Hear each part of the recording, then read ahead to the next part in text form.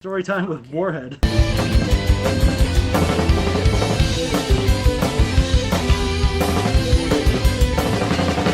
And you're one of the originators to bring like the hardcore to the indie scene in Canada, as it were. Like there was some others before you, but there was a lot of people have given you the rightful credit to the one who was like bringing what you saw in America and everywhere else, bringing that to the indie scene in Canada, as limited as it is. Yeah, because the guys I looked up to were Notorious TID and Bloody Bill Scullion, because they're the only guys in Ontario that were just beating the fuck out of each other with barbed wire attacks and all this shit. I'm like, these are my heroes. These are the guys I want to be like. I wanted them to hand me the torch.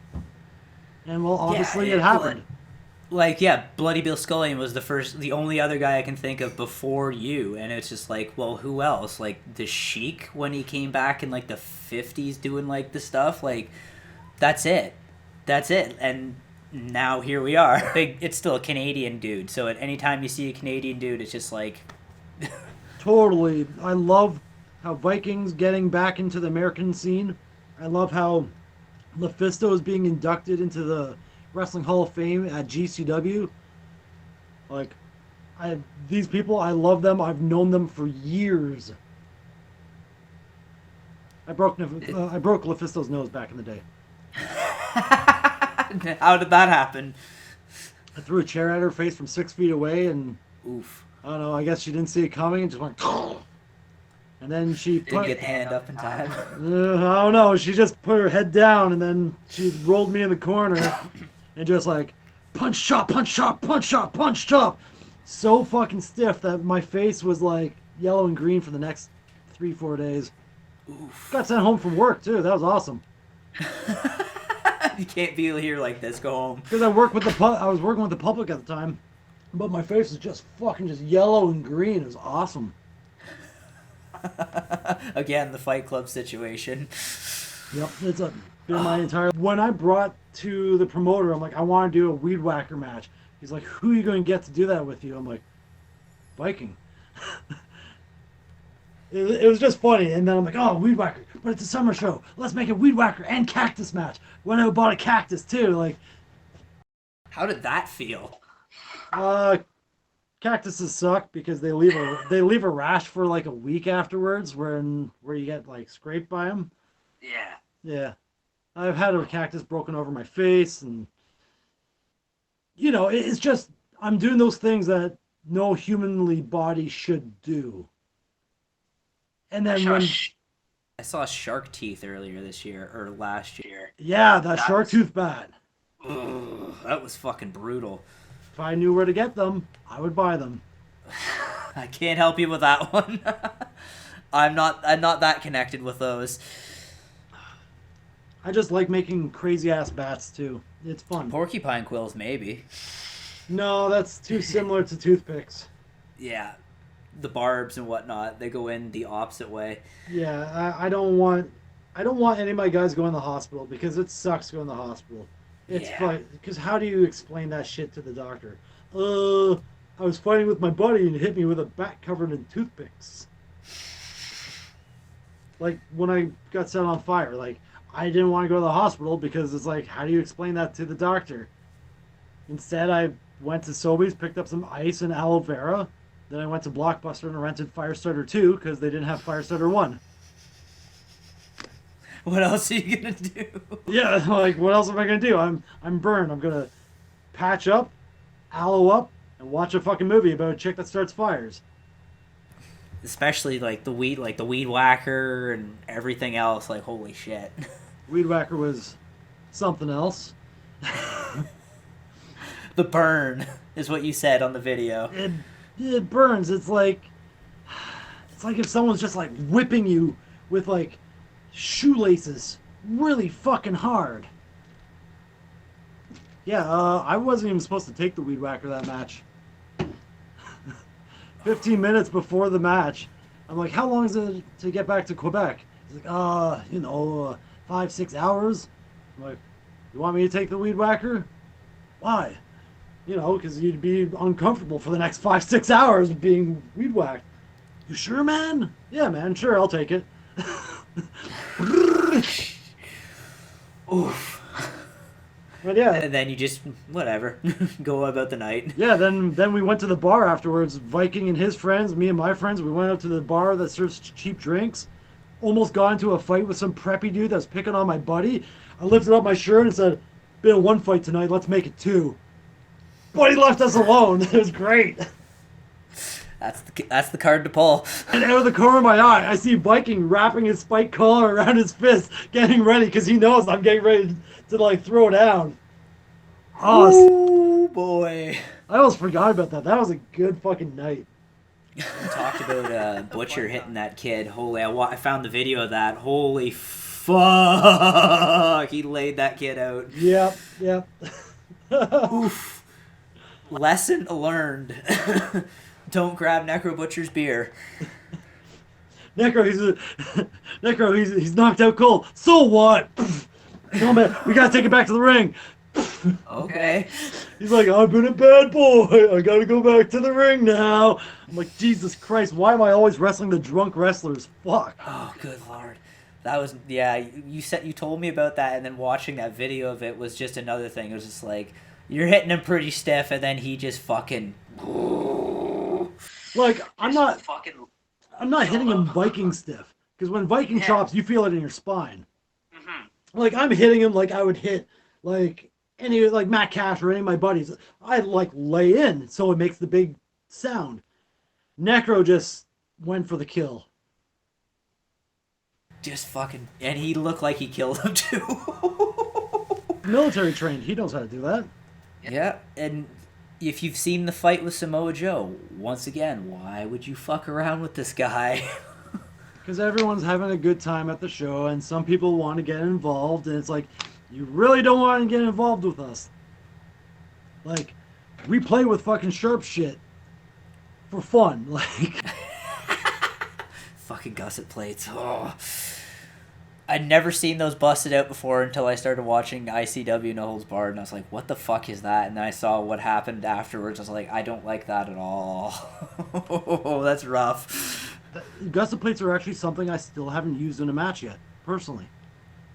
Really? And I've used almost everything you can think of in gusset plates. So that's more of like that's like a newer weapon used sort of thing. I knew about it back at Danny Havoc versus Masada, and I was like, holy shit, that thing fucking makes you bleed a lot. But now everyone's using them like they're the new skewers. Pretty much. Like the gusset plate 2x4. Ugh. I've seen some nasty things with that. Or the big fat gusset plates that they put on the head and they just smack it in. He's a good kid too. Pretty much got it. Is there any like specific training you do for like hardcore wrestling? I know like there's training for like wrestling, but is there anything like other than just take it? Trial and error, and that's why I want to teach my crew what to do, because I've done everything. I've got hurt off of everything. I know how to do it moderately safely. As safe as you can do it. Like I want to reason. Yeah, I want to host a hardcore seminar and teach people the proper way to, do table spots. So, we don't fuck each other's necks up or spines up. Proper way with like barbed wire, proper way with this, proper way with this. I just want to pass my fucking knowledge on to another generation so I know guys aren't getting fucked up. Like, That sounds like a great video. too badly. I don't want them to Or get a great fucked. video series. All my guys, get your hand up. Everyone wants to be, fucking hardcore superstar, just take it straight to the head. I'm like, believe me, get your hand up, get your full forearm up if you can. You'll thank me later. Ask Chris Benoit about taking full force chair shots to the head. Yep. Like, I hate to be that like guy, but No, it scrambles your brains. It literally scrambles your brains. when it comes to like building the weapons, I know there's a certain like craft, so to speak, with it, like an art. Is there like any like tricks or anything like that that's you can pass on or something? If you're using barbed wire, make sure the ends, the loose ends, are wrapped in tightly so they don't fling out. Because I've seen someone with a barbed wire hockey stick go to hit someone and then the fucking barbed wire flew off and almost hit fans. I'm like, man, you're gonna fuck up hardcore wrestling for the rest of us if that shit hits a fan and the fan, thing thinks they can make some money off of this company. Least favorite weapon to take or like give to like to hit somebody with or anything like that. Kendo stick. Or a spot for that matter. I don't trust people with kendo sticks. That's fair. No one knows how to fucking use it properly. Everyone just flicks the wrist and hits you in the lower back, and that fucking stings like a bitch. And oh, I almost punched a dude once. Like I literally got up and I'm like, oh, I got a sill. He doesn't know how to use it properly. I'm fine. And keyboards, ungimmick keyboards, they suck. like like keyboards? Yeah, keyboard like normal, For like piano or for like this? for computers. Oh, okay. It's just because they're rough? Yeah, they like if you get the cheap light ones, those are fine. Well, a lot of them are stiff as fuck, and like I've got a stinger, like the flash of light, and I'm like, holy fuck. Damn. What else has hurt me? Oh, the Guitar Hero guitar shot. Oh, that was so fucking stupid. Took it to I the can head. imagine those things are fucking screwed in. I took it to the head. Went like this. Fuck you, asshole. Hit me again. Hits me again. I peel over down, and then the camera's focused on my head, and you just see the blood just start and then start dripping. Because that's just solid, dude. Yeah, that's just plastic. There's nothing else. Plastic and the fucking electronics in it. There's nothing. But yeah, I like to keep little mementos of, the crazy shit from over the years. I've got skewers that have your blood on it in my fucking drawer over there, so it's all good. Skewers are so fun. I love it. I got the fans in Guelph. They love it now, too. Oh, jeez. God damn. It's party One thing tricks. else I had to. Oh, Sorry. I was just saying, I just love party tricks. Learning new party tricks to put into my matches to wow the fans. And now skewers are getting so fucking easy for me that, as you saw, like I can just continue to shit talk while I got these things hanging on my head. The first time they were hanging on my head, it felt like it was lifting my scalp off, and it was disgusting. I hated it. But you just build up a scar tissue. Build up scar tissue, and it gets easier, I think. Well, clearly. You're still doing it, so it's got to be easier. I don't know what to do about this though. This kind of, I'm still trying to figure out how to do this safely, so we can do it. We can bleed, but I don't want, the pliers and shit. I don't want anyone going to the hospital. Oh boy.